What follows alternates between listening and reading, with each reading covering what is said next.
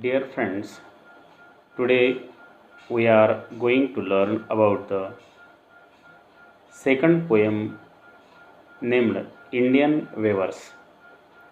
This poem is written by a well known Indian poetess named Sarojini Naidu. In this poem, Sarojini Naidu has given the three steps of human life. Actually, this is a very short poem, and in this short poem, only three stanzas are there. फक्त तीन कडवे या ठिकाणी दिलेले आहेत आणि या तीनही कडव्यांमध्ये माणसाचा जीवनाच्या तीन स्टेप्स या ठिकाणी वर्णन केलेले आहेत. जसं की each stanza of the poem represents the three important events of human life. The first is the birth, means childhood. The second is the adulthood, means youngness. And third is the death, means oldness. So, and also three types of color cloth has been described here in every and each stanza. तीन प्रकारच्या विविध रंगीबेरंगी कपड्यांचा सुद्धा इथे उल्लेख केलेला आहे. म्हणजे माणसाच्या जीवन जगण्याच्या तीन ज्या पद्धती आहेत, स्टेप्स आहेत, त्या स्टेप्स या तीनही रंगांचा जोड घालण्याची प्रयत्न या ठिकाणी करण्यात आलेला आहे. The colours mentioned in the stanza are very significant and they indicate the moods related to the event. मानवी जीवनामध्ये जीवन जगत असताना ह्या ज्या तीनही स्टेप्स आहेत, चाइल्डहुड असेल, अडल्टहुड असेल किंवा ओल्डनेस असेल, आणि ह्या बदलत्या स्टेजनुसार माणसाच्या आयुष्यात जे वस्त्र परिधान करत असतो माणूस, त्याच्या वस्त्राचे रंगसुद्धा बदलत असतात. Let us see poem. Weavers weaving at break of the day. Why do you wave a garment so gay? Blue as the wing of the helicon wild. We wave the robes of the newborn child. In the first stanza, poetess described about the born child, about newborn child or the childhood. So weavers means a person here in this poem. Weavers means a human being in this poem. Actually, the meaning of weaver is nothing but to knit the cloth. But here in the poem, it is imaginative meaning, and that is called a human being, one who live the life. Weaving outbreak of the day. या ठिकाणी या कवितेमध्ये जो वेवर आहे, विणकाम करणारा व्यक्ती आहे, तो अगदी break of the day means सकाळपासून काम करतो आहे. Why do you weave a garment so gay. इथं GAY गे मीन्स वेगवेगळ्या रंगाचा अतिशय सुशोभित, अतिशय आकर्षक अशा प्रकारचे कपडे. गारमेंट मीन्स कपडे. का तो वेव करतो, का तो विणतो आहे. Blue is the wing of the halcyon wild and we weave the robes of the newborn child. नवीन नवजात जे बालक असतं, त्या नवजात बालकाला आपण रंगीबेरंगी कपडे परिधान करत असतो आणि किती अतिशय हॅपी जीवन असतं आपलं ते. यामध्ये हेलिकॉन हा शब्द वापरलेला आहे. हेलिकॉन मीन्स एखादा किंगफिशर नावाचा पक्षी, ज्याला आपण खंड्या म्हणत असतो. त्याच्या अंगावरती रंगीबेरंगी अशा प्रकारचे पंख असतात. म्हणून या ठिकाणी कवयित्रीने इथं वर्णन केलेलं आहे की जेव्हा आपल्या आयुष्यामध्ये एखादं नवीन बालक जन्माला येत असतं, किंवा आपण आपल्या आयुष्यात नवजात आयुष्यामध्ये असतो, किंवा लहानपणी आपण बागडत असतो, तो अतिशय निखळ आनंद असतो. वेगवेगळे रंग आपल्याला आवडत असतात. Let us in the second stanza. Weavers weaving at fall of night.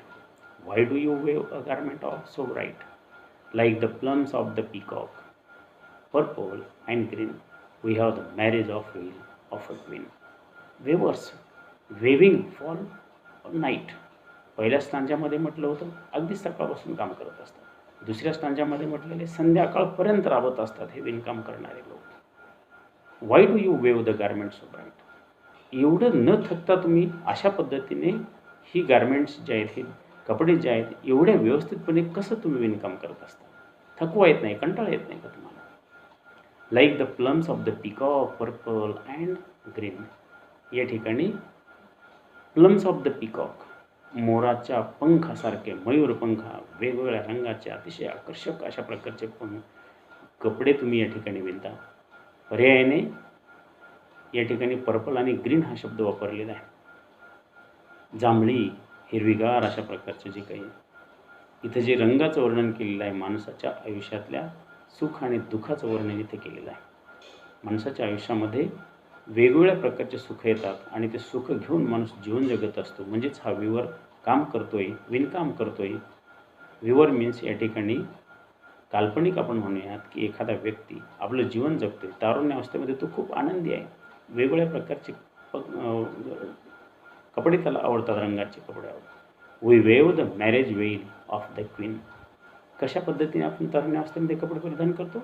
Marriage veil of the queen. बघा, एखादी नवरी जी आहे, वधू आहे, त्या वधूच्या लग्नामध्ये वधूच्या डोक्यावरती जो रंगीत अशा प्रकारचा कपडा असतो आणि ते रंगीबेरंगी कपडा अतिशय आकर्षक दिसतो. किंवा एखादी राणी असेल, त्या राणीच्या डोक्यावरती अतिशय व्यवस्थित अशा प्रकारचा, तलम मऊ अशा प्रकारचा रंगीबेरंगी कपडा असतो, तो अतिशय शोभून दिसतो. तसे नवनवीन कपडे आपल्याला तरुणावस्थेमध्ये परिधान करायला आवडत असतात. Let us see in the third stanza. तिसऱ्या स्टांजामध्ये काय म्हणतात कवयित्री?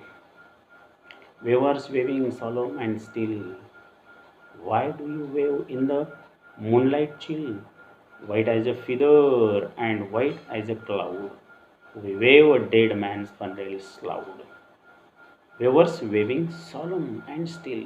पहिल्या कडव्यात काय म्हटलं होतं? वेवर्स वे विल ब्रेक ऑफ द डे. दुसऱ्या कडव्यात म्हटलं वेवर्स वे विल ॲट फॉल ऑफ नाईट. आणि तिसऱ्या कडव्यामध्ये काय म्हटलेलं आहे? Weavers weaving solemn and still. सकाळपासून काम करतात, संध्याकाळपर्यंत काम करतात. आणि तिसऱ्या कडव्यामध्ये म्हटलेलं आहे एकटे आणि न थकता अथकपणे ते काम करत असतात. What do you wave in the moonlight chill? संध्याकाळपर्यंत अंधारामध्ये चंद्राच्या अतिशय प्रकाशामध्ये असेल पण थंडगार हवेमध्ये सुद्धा तुम्ही काम करत असता. राब राब राबता.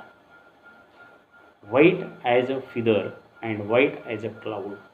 आता या ठिकाणी रंग जो कपड्याचा वर्णन केलेला आहे तो व्हाईट ॲज अ फिदर, एखाद्या पांढऱ्या पंखासारखा, व्हाईट ॲज अ क्लाउड, एखाद्या पांढऱ्या शुभ्र अशा प्रकारच्या ढगासारखा इथं वर्णन केलेलं आहे.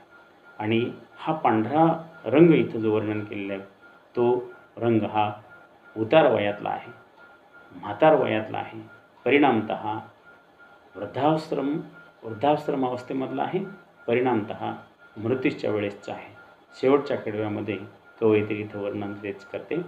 We weave a dead man's funeral shroud. Funeral means अंत्यविधी, शेवटचा प्रोग्राम माणसाच्या आयुष्यातला. आणि या वेळेला या माणूस मृत्युमुखी पडल्याच्या नंतर हा जो पांढरा शुभ्र रंग आहे, पांढरा शुभ्र कपडा आहे, या कपड्यामध्येच माणसाला लपेटलं जातं. आणि पांढरा रंग या ठिकाणी तिसऱ्या कडव्यामध्ये वर्णन कशासाठी केलेलं आहे तर तो मृत्यूसाठी वर्णन केलेलं आहे. पुन्हा एकदा पहा, पहिल्या कडव्यामध्ये माणसाच्या बालवयाचं वर्णन केलेलं आहे, दुसऱ्या कडव्यामध्ये माणसाच्या तारुण्यावयाचं वर्णन केलेलं आहे, तिसऱ्या कडव्यामध्ये माणसाच्या उतार वयाचं वर्णन केलेलं आहे. आणि या कवितेमध्ये वेगवेगळ्या अशा प्रकारच्या भाषा अलंकार कवयित्रीने वापरण्याचा प्रयत्न केलेला आहे.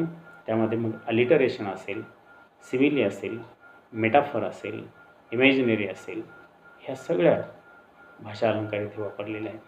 त्याचबरोबर या कवितेचे राईम स्कीम काय आहे ते आपण बघूयात.